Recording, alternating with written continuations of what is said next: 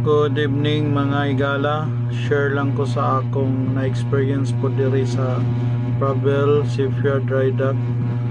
Last Sunday sa kami sa ilang dry dockan, tapos dugay-dugay gid may pagpasaka kay almost mga 2 days may nakasaka. Tapos in the other weeks is Holy Week time na siya. Mao tong among kuan trabahoon, wala gito siya na sugdi dayon kay halid nakakuan man siya sa Holy Week. Pag mga kuan na Holy Week time na mga Wednesday nasaka na gimi diri sa ilang dry dockan. Tapos Huwebes wala na may kuan, Huwebes o Bernes wala na itrabahante na time. Okay, maura to mga igala.